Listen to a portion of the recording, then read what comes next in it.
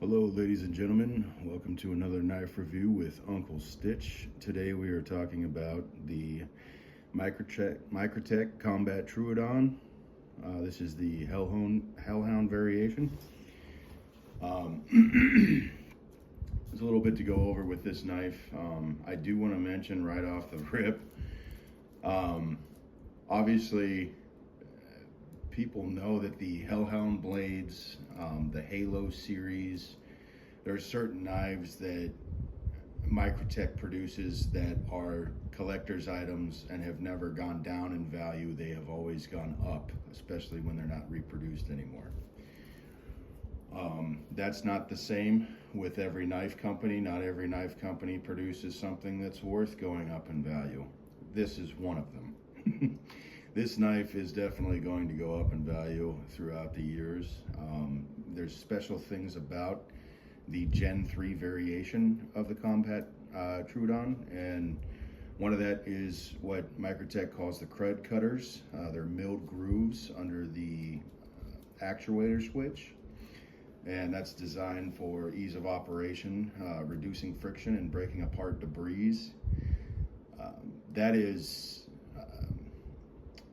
as we're seeing the technological advancements, the ingenuity change throughout the years, these are all things that, there's a lot of talent that is put into these.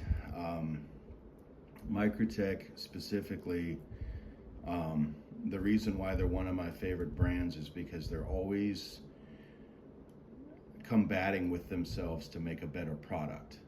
They don't just make a product and put it out for 35 years and hope it becomes a legend like some other companies do. They're constantly improving things, and I have a deep appreciation for that. This knife is sick. It is one of the most evil knives I own. Evil looking knives that I own. I think a lot of the Microtech knives that have been produced always seem to have a certain look to them that's appealing to me. I have a very lustful eye when I look at blades. A lot like just about anybody else, is we envision things. But basically, what it boils down to is, we're all kind of aware that the knives that I'm reviewing here are not cheap. There are people that don't see any value in spending over $100 for a knife, and those people unfortunately will never know what this is. The Bowler M390 MK steel that is on this Hellhound blade, this is proprietary to Microtech. Bowler M390 just by itself was an amazing steel. There's a lot of steels out there like MagnaCut, S90V, S35VN, CPM 154, D2 tool steel. There's a lot of great choices out there. And me living in Arizona, I don't have to worry about humidity issues. So when I lived in Florida, D2 tool steel was a horrible choice for me, but I still bought D2 tool steel knives because of their edge retention. Their edge retention that I got out of a Benchmade was one of the highest edge retentions that I had in any knife I had ever owned. So, when we're talking about premium steels here, there's a reason why, like Bowler M390 MK, for example, or Bowler M390, is an excellent choice for somebody that sees enough value in that steel that they're willing to pay that dollar amount to get that steel. People who buy knives from Walmart or, Bass Pro Shop or whatever, they get a 440C blade and they take it out and use it a couple of times and have to sharpen it and use it, and they think that that's normal.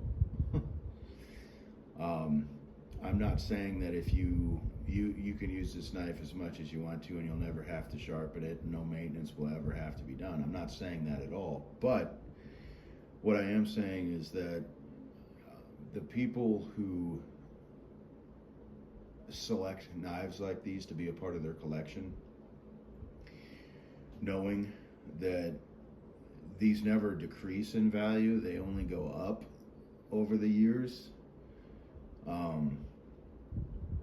they're willing to pay that price for something like this. This is the cream of the crop, essentially. These are the knives that will go down in history. So, with that being said, there's lots of different blade choices. Anthony Marfione has a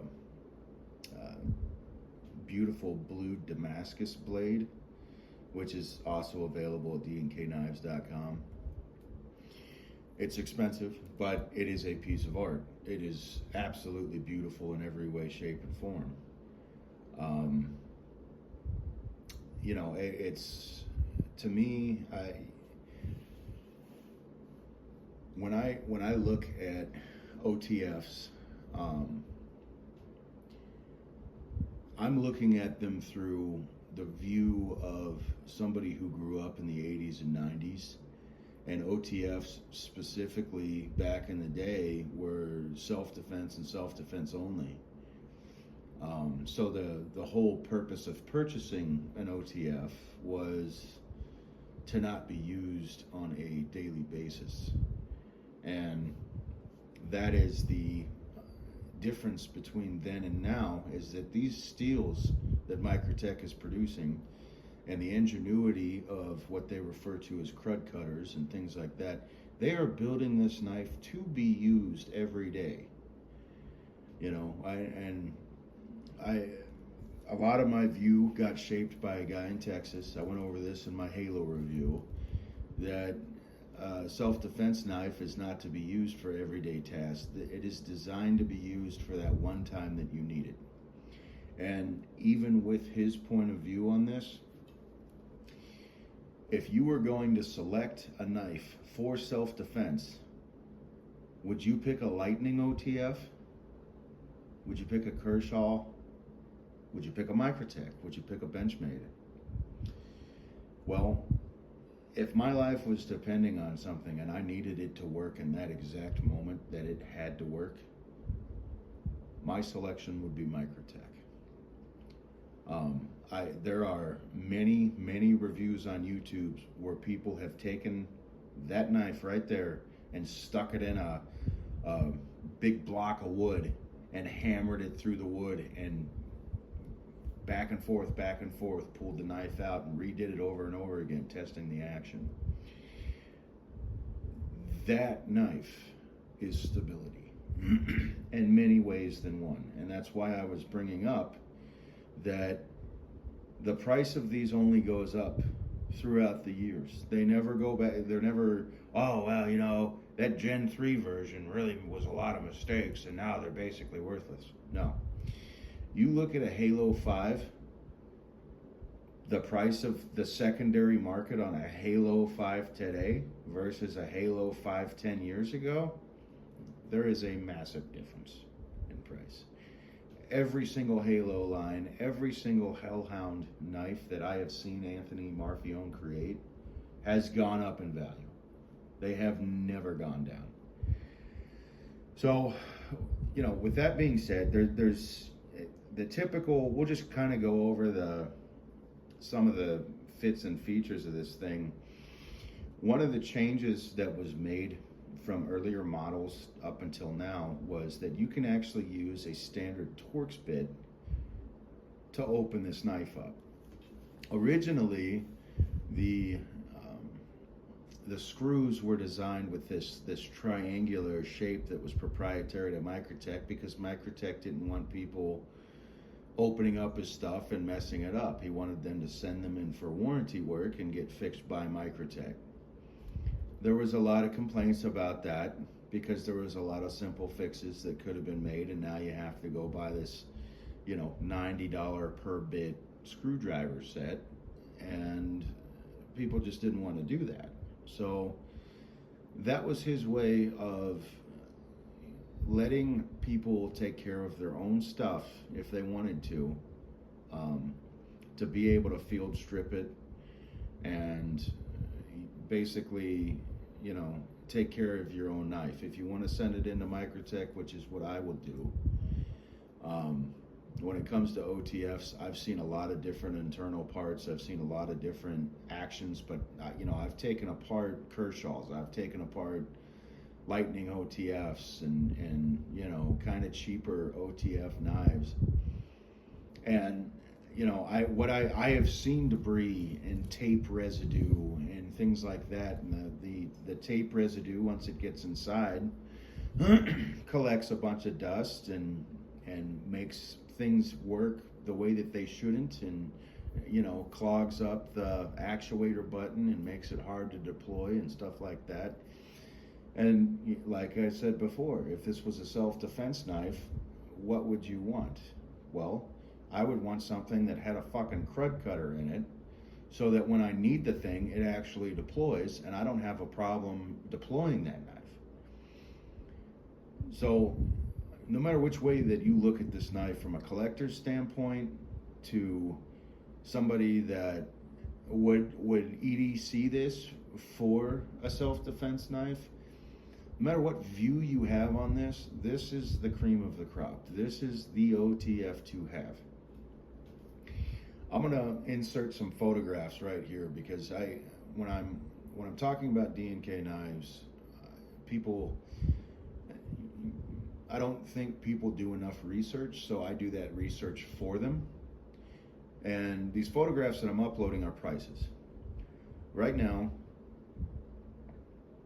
Blade HQ for this exact knife, this exact Combat Troodon Hellhound Gen 3 knife, is $707. Donnie's price is $673.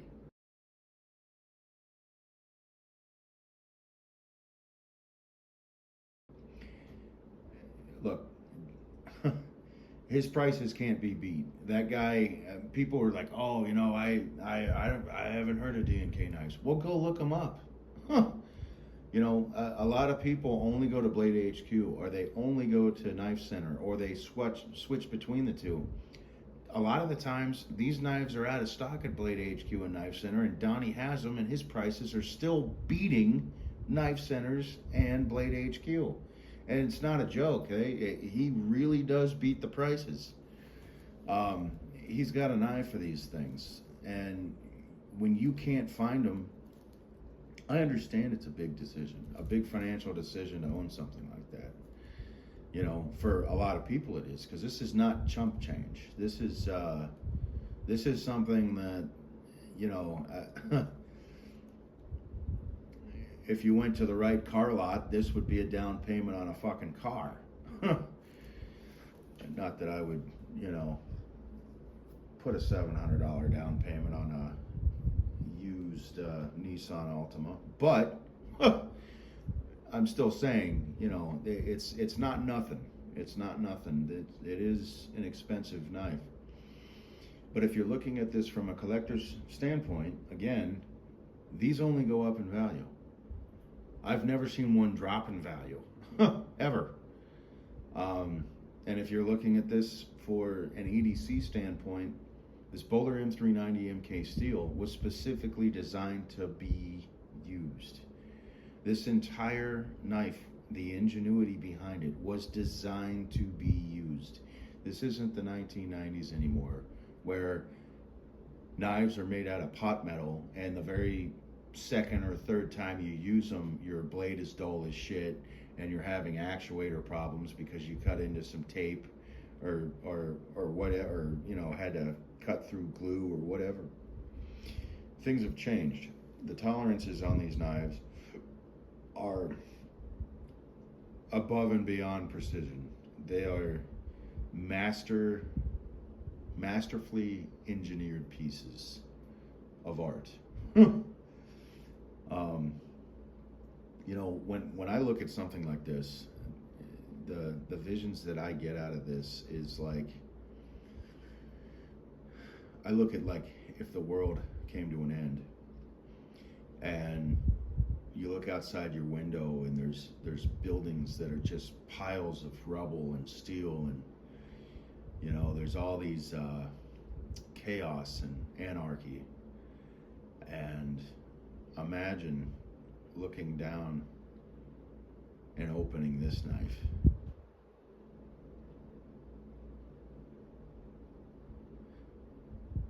I think that fits the bill perfectly. And I'm not entirely sure what Anthony Marfione's vision was with this, but it fits a niche with me. It fits a certain criteria. It almost kind of reminds me of the Jason Voorhees videos, where like Jason was such a ratchet motherfucker that, you know, used machetes and rusty ass machetes, and this really looks like something that belongs in that video. And Friday the 13th was one of my favorite videos when I was a kid. I was deathly afraid of that video, of all the Friday the 13th videos, until I realized that it was just basically a gigantic comedy, pretty much. And, you know, so I still have an appreciation for those films even to this day. I love Friday the 13th when it actually rolls around in the year and all you see is Friday the 13th videos popping up. But this is, you know, this reminds me of it, like Jason's masks. And I think it's the holes in the knife that are so very unforgiving looking. They're very merciless looking. You know, it's the sheer fear of the look itself that fills a void in my soul. I don't know how else to say that, but yeah, it's beautiful. Overall length, we're looking at 9.37 inches. The blade, when it's deployed, you're looking at a solid 4 inches of blade there. That is deep enough to penetrate the heart, should you ever need to. That is plenty deep to penetrate very many things, should you need to, and it's sharp enough to really gash a hole in something as well. I think by the time the end of that blade is going through something, the holes in the blood groove will have created enough shredding that it's going to be a problem to put all that stuff back together, should you need to use this knife. You know, it really has that sick look to it. Handle material is obviously aluminum. Handle width is 1/2 inch, so it's very comfortable to fit in the hands. As you can see, he's got the grooves in the handle there that are designed for really digging into your hand, so that you know, it's not going to be so easy to rip that out of your hand in the event that you are defending yourself from a martial artist that has a lot of experience ripping knives out of people's hands or whatever. Grip is very important, and Microtech has well engineered grip for you in this knife. This is a very sturdy, very just an all-around makes me comfortable type of knife to have on me. You know, the other thing is the pocket clip. It's a milled titanium, and that ball that you're seeing, that's a ceramic ball. I love the mirror reflection on that silver ball, because even though, and they say that this is discreet carry, and it, you know, the part that's going to stick out, and what we're talking about is the pocket clip ends right there, so there's going to be a little bit that sticks out. Not much, but what does stick out is the pocket clip and that ceramic ball. And you know, for people who like having pocket jewelry, this is really kind of nice. You know, it's a nice touch to have a mirror reflection on that ceramic ball. It's definitely looks pretty. Overall weight, we're looking at 5 ounces. Blade HQ says it's 5.02, and I'm one of the people that either rounds up or rounds down, so we're looking at a solid 5 ounces. Have a glass breaker at the back. Yeah, she's beautiful.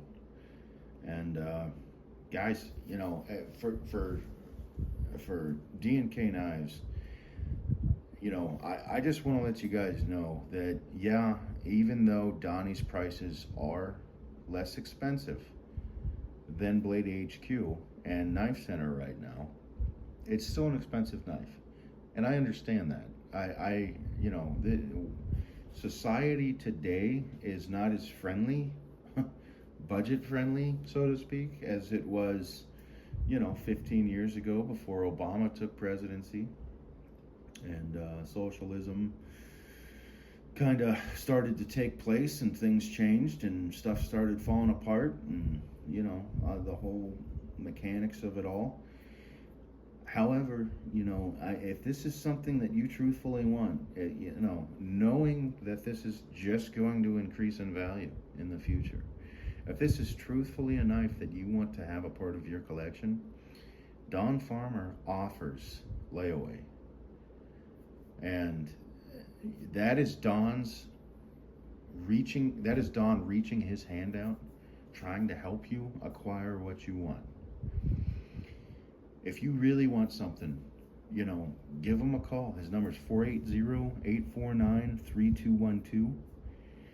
And ask him what he has in stock. He does have these in stock. As of today, as of April 26, 2026 at 5:40 p.m., he has these in stock on his website. And just because it's expensive does not mean it's unattainable. Donnie will make these attainable for you if you really truthfully want them. There's not a whole lot of people out there that are willing to do layaway anymore. Donnie does. You know, if you guys want to view his selection, he has a palace. And if you're curious what the store looks like, I made a video. It's called My Favorite Store in the Whole World, D&K Knives. It's on my channel if you want to take a little tour before you justify going to his website, or you can just go to his website and see what he has. It's www.dnknives.com. He is local to Phoenix, Arizona. This is an American business, and it's ran by Americans, and they hire Americans to run the store. So, you know, Donnie's prices are cheaper than Blade HQ, and you're promoting an American business. So I have a lot of faith in this guy. As I've spoken to him about many knives in the past, this guy is an encyclopedia of knowledge. He really does his research on different blade steels and different knives, and he's full of information. I've had people leave messages about like, hey, do you know where I can find a sheath? And honestly, I would call Donnie and ask him. I think that would be the best thing to do, because he, you know, that guy, his life revolves around these knives. His personal collection, I've gotten to see some of the knives that he has, and he has an amazing taste. You know, with the Sabenzas, and you know, he really has an eye for knives. So, you know, give that dude a call. This was the Microtech Combat Troodon review, and if I do decide to EDC this knife, because right now it is in collector's condition, if I do decide to EDC this knife, then I will make videos of me using it to cut things and see how it holds up over the progression of a couple of months and what it is that I'm using it for on a day-to-day basis. Right now, currently, I'm still using my MSI. I made a review on the Microtech MSI, and I decided to EDC that for a little while, and I'm taking videos as I'm going along and using that knife for different things of what it is that I'm using it for and how well it's holding up. So anyway, all right guys, thanks for tuning in, and we'll catch you later. Peace.